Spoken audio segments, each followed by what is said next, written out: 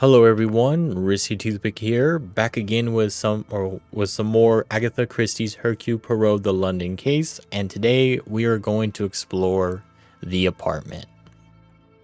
And we had a little fire here. Irene's sales ledger. Let's work this first room. Mademoiselle Court Smith's cell ledger. There must be something in here of note. Okay. We can check her locked cupboard.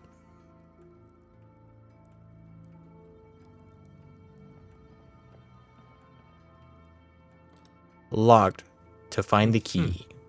Alright, so there's a key hidden somewhere. Console table. Oh, there's the key, I think. These will help me complete my search of the apartment. It may not be the finest champagne, but I imagine most of the guests at the gala were unaware. The pungent smell of turpentine expels from the bottle. Hot on the culprit's heels. There we go. Now let's turn this bad boy and use that key. Well, hold on. Let me clear this out first. Empty bottle, inexpensive vintage, and that's it. That tells me that she might have had financial difficulties. Aha, another accounts book. A sales ledger with an embossed envelope containing 50-pound notes. I am not surprised Mademoiselle locked it away. Okay, so Anger of the Many, 75 pounds. Discovery of Redemption, 125. Pentant Magdalene, 150. A Morning in Bloom, 100. And then another pentant for 100. Interesting. And we have her ledger. So we can use it with this one, I'm guessing. Mademoiselle has made a large number of sales, although not all of them appear to be accounted for. 3 high-priced sales. Anyone could see this is a bad financial management unless there is something she's trying to remain hidden. Alrighty. So she's involved in some sort of fraud. So maybe she isn't the painter they thought her to be. But now we're into the next room. So let me just check around here. Let's check the fireplace. Weirdly enough, it's not on fire.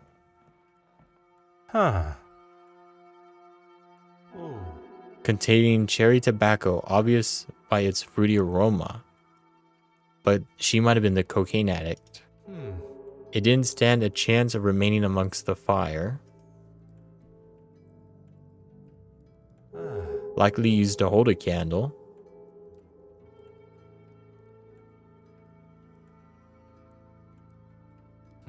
There must have been a reason to toss jewelry into a fire. There's also a pin through one of the links. Curious. Very strange. It appears that the fire spread more ferociously to the right of the fireplace, completely melting the candle on the right. Probably the accelerant they used. I guess they poured a lot more to the right of the fireplace than the left. Oh, she's dead. We just found her body. Ettington cigarettes.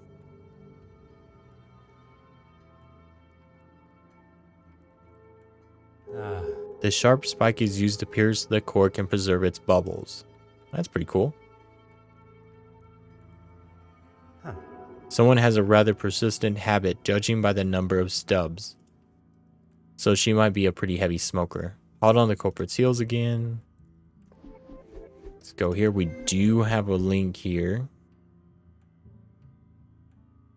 Cherry tobacco flavored dog ends.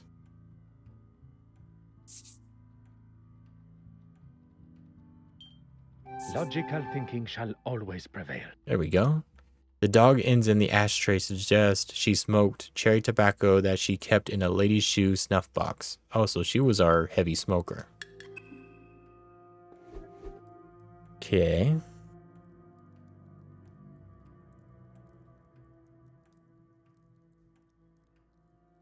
Well, let's look at her body.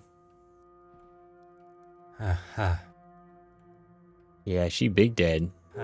No obvious signs that she was suffocated by the smoke. No obvious indication that she was burnt by the fire, which is weird.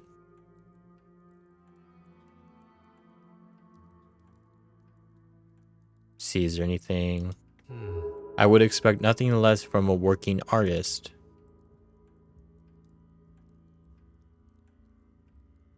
Maybe something in her hair.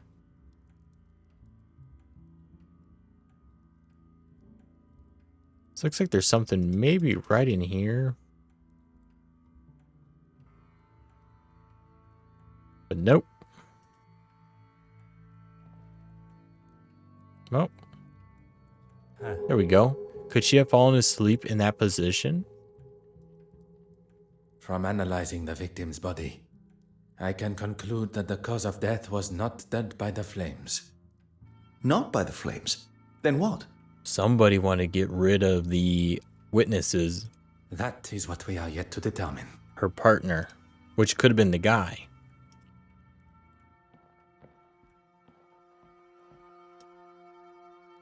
All right, let's look at this painting. I'm assuming it's a fake. Perhaps it is from a related series to our missing painting. Can't see that. Similar painting, yeah.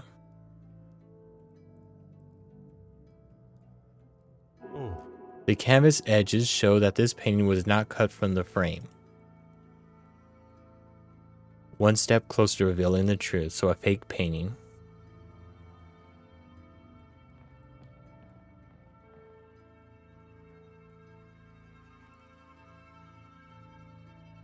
What else are we missing here?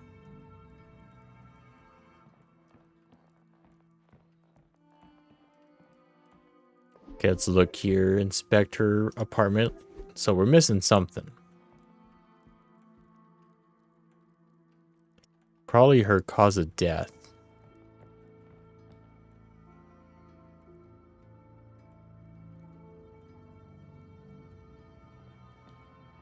And I would think that this, you know, her desk would hold some sort of significance, but nope. Oh.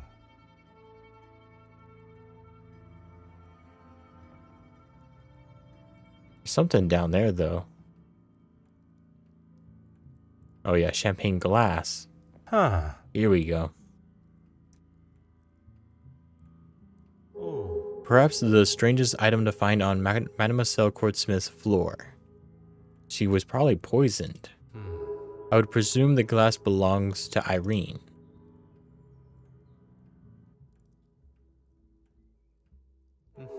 Close-up and detailed photographs of the Pentant Magdalene painting taken before it took its place in the museum. Yeah, she was making fakes of it.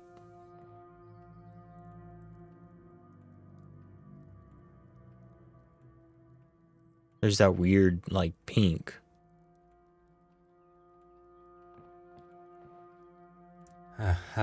There's a clear trail of where the fire was intended to burn.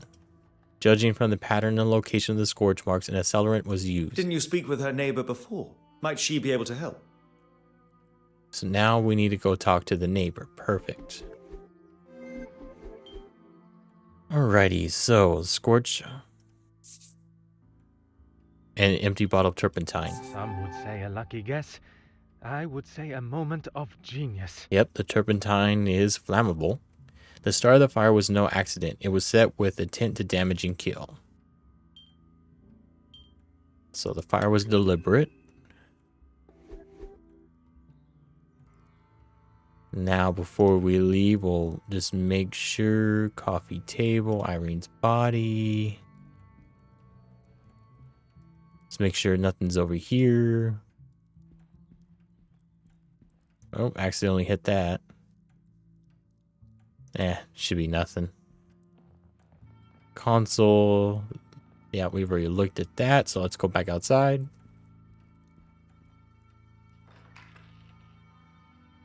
The neighbor was involved. She's the killer. The one time her dog wasn't barking, she was out here burning and killing some lady. She got tired. Her neighbor was complaining about the dog all the time, and she finally snapped and got rid of her. Oh, come on. Nope. Okay, nope. Get over here in the corner. Is it that copper again? What do you want? I was hoping to ask you some questions regarding the fire. May I ask your name? You aren't coming in. You can get that into your head now. Mrs. Colsham. Camilla Colsham. Colsham. Camilla. She has a nice first name. Merci, Madame Colsham. Mademoiselle Courtsmith was not alone in her apartment yesterday. She hardly had any visitors, but yesterday it was like she had a sign up offering out free ale. Also, everyone was at her house. If you would be so kind as to talk us through the events as you remember them. Well, I saw her leaving with a couple of paintings under her arm. You've seen her work? Not really my cup of tea. Then there was that posh-looking chap. I heard him before I saw him. Like an elephant on those stairs. Interesting. Next came the professional-looking fella. He's got some money in those pockets, that's for sure. I saw him leaving with a painting, too. Oh, and the argument with another man? I couldn't hear what it was all about, but he had a set of lungs on him. You are doing a wonderful job, Madame Colsham. You can keep the patronizing tone to yourself. Oh, she's a little bit rude. She must have turned her radio up to disguise what they were saying, but I tell you this, I'd rather have listened to them than that racket. It wasn't long before he was storming down the stairs. I don't think he'd heard the expression light-footed before. Would you be able to remember any other details of the gentleman? Through this peephole, you can barely tell who's man and woman. I didn't hear her leave, but when I heard that door downstairs slam, I knew it was her. I opened my door and gave her what for. And you know what she did? She waved me off, bottle of bubbles in hand, ranting about being dry. She looked 2 sheets to the wind, if you ask me. Interesting. Only after did she turn the radio down. I wasn't going to waste the peace and quiet, and I got ready for bed. I was getting right into the exciting bit of my book. Perkins' first one, you know. I do like Perkins. Well, that's when I first smelt the smoke coming from the hall. And then you lot showed up. Merci, Madame. You have been most accommodating. Oh, and I found this in the garden. It's obviously hers. I was going to put it through her letterbox, but, well, you know. What item does she have? The cork from a champagne bottle. It would not be a giant leap to assume this came from Mademoiselle Courtsmith's apartment. A smell lingers on the cork. Bitter almonds. Interesting. Almonds. Merci, Madame Colsham. Alrighty, so we do have another connection here. I cannot see the logic in... Pierced cork. Irene came home with champagne, but she had inexpensive vintage. Magnifique. So why did she go out? She went out to celebrate. Why would she feel the need to purchase more when she already bottles in her apartment? That's right. She didn't want the cheap stuff. She wanted the more expensive stuff. Man, that dog though annoys me. My goodness, I'd be like, please keep that dog quiet. Please, I'm trying to sleep. It's barking 24/7. It's never not barking.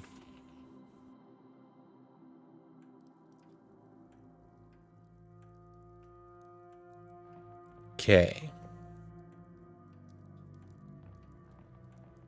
So we have the console table. Huh. No reason. Let's talk to Hastings. Maybe he has something to say. Monsieur Hastings, your assistance is required. Of course. What do you need? I need to discuss. I smell the bitter almonds on this champagne cork. Almonds? I've never had champagne that tasted of almonds. One would hope not. Mademoiselle's lips may hold the missing clue we require. Alright, so we gotta check her out. Okay. What can I do for you? I can confirm that she wasn't killed by the fire. How do we know Miss Courtsmith wasn't overcome by the fire? Alright, those two. From analyzing the victim's body, I can conclude that the cause of death was not dead by the flames. Not by the flames. Then what? That is what we are yet to determine. Poison. What can I do for you? I have found the painting, however, it is a fake. Okay, so we got some stuff here. Might be those two. Mr. Poirot, you are a genius. We're missing two of the evidence, but we got it. What can I do for you? Yep, she was creating replicas. How do we know that? So we have the form of fraud and burnt pictures taken of the painting. That would never have even occurred to me. I've got a lot to learn. What can I do for you? Alright, what else do we got here?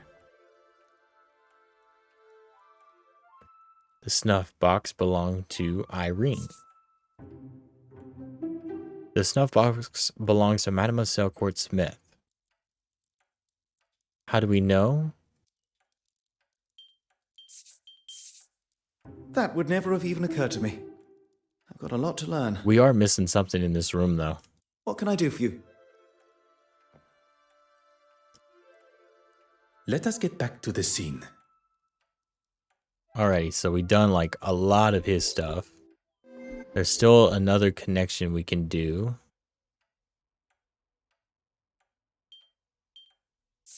Come now. Think of... It's one of these. I must act on thought. Which one could it be? It has to be, right? I should consider... Nope. So burnt painting was a replica. 3 high-priced sales unaccounted for. One step closer to revealing the truth. Her sales ledger and her movements the day after the gala suggest she sold 2 of her paintings.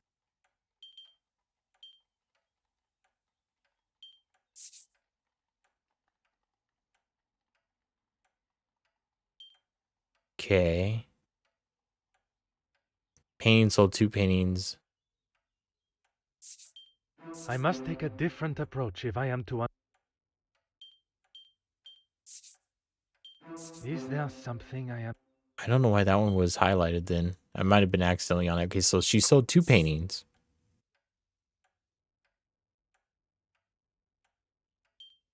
I should not be surprised by my own skills of deduction. There we go. A forgery of the penitent Magdalene, along with omission from her account, suggests she is selling forgeries. Yep, we got that. So she really does need to steal the real one. Let's check her body again. How curious, the smell of almonds remains on her breath.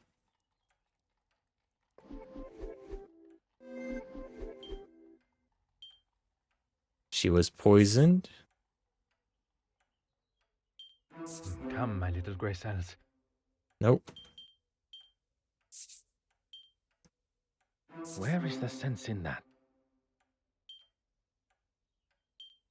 We know she was poisoned. This will not get me any... I think I did that one before.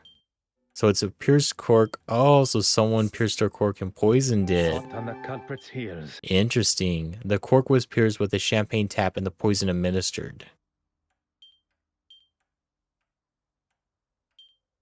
So champagne spiked with champagne tap. but she left to go get more champagne. Is there something? I want to make it that one, but it's not.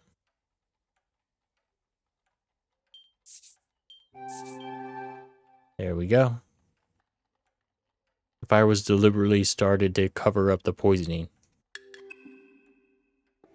Not bad. Actually, hold on. There's something else here.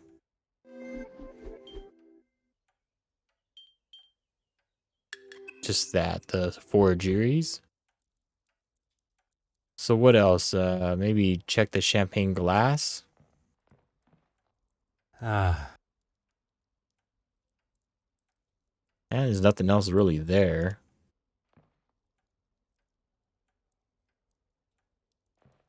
Well, let's go talk to the Hastings guy again. Might be more that we can uncover. What do you need?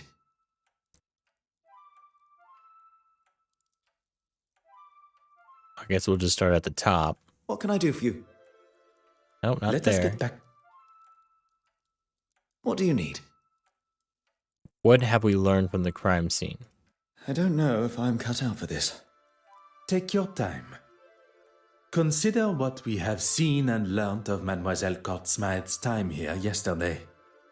Okay, firstly, we know that she had a number of visitors and an argument with one of them. Among these visitors, one left with a painting. Perhaps another forgery. Très bien. Irene wasn't drinking alone, and whoever she was drinking with likely poisoned her. Her love interest, which could be that guy that's married to that one girl who threw a ring. The killer used a syringe to inject a liquid form of the poison through the cork and into the bottle. Potassium cyanide. Traces of the compound can be found in nature, but dangerous levels, such as those present, can be detected by its notable almond smell. Interesting, did not know that. And she fell victim shortly after in her chair. Now let's talk about the painting. Of course, the painting. Irene had made forgeries of the Penitent Magdalene painting and was likely selling them for a pretty penny, I might add. And now the fire. It wasn't an accident. It was set on purpose, using turpentine to douse any evidence of them being there, and the forgery. An almost perfect execution, had we not arrived in time before the evidence had burned away. Because we would assume that if the room was able to burn, we would assume that the real painting got burnt. But why try and get rid of the necklace? Spoken like a true detective.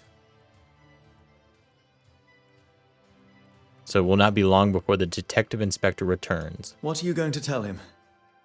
The truth. He may hope for a simple and somewhat convenient version of events, but he cannot ignore the facts that we shall present. My crime scene still intact? Of course, Detective Inspector. There is something that... There's nothing more to say. Pardon, Detective Inspector. The truth is that Mademoiselle Irene Court-Smythe was murdered. Right you are. I'll be sure to make a note. But you won't. Excuse me? Are you forgetting who you're talking to? He is well aware of your authority and your capability of coming to the same conclusion. We only wish to inform you of our findings. Well, my men have been in, as have I, and I've concluded that the mademoiselle, as you so elegantly called her, made off with the painting and decided to have a few drinks to celebrate. She passed out drunk in the chair, candle still lit, and the place went up like a match. And this guy's dumb. Detective Inspector, s'il vous plaît. It is really not that simple. Who are you calling simple? He's not calling you simple, he's saying that isn't how it happened. How can you ignore the bottle of champagne that had been tampered with? The smell of poison on the cork. You're both experts in poison now, are you? I do not wish to stand here and argue credentials. Mademoiselle Court-Smythe was killed, not by the fire that burnt through her home, but at the hands of another. Her drink, laced with potassium cyanide. Quite the imagination you two have. Look, we can show. No. We shall leave the Detective Inspector to discover the truth for himself. Detective, adieu. Monsieur Hastings, you must learn which battles are worth the fight. Besides, We have no time to stand squabbling with him. We have a murder to solve. There we go. Knowing now that the painting is not the original, I feel a sense of relief seeing it in its damaged state. And this one is completed. Pretty good. Now chapter 5, the scheme. That was quite a night. I feel exhilarated, yet exhausted. Triumphant at what we have discovered, but mournful for Miss Court Smythe. It is being able to control those emotions and still see the bigger picture that separates the best detectives from those that merely like the thought of such responsibility. So do you think it must have been one of the guests at the gala? An accomplice disguised as a guest turned murderer.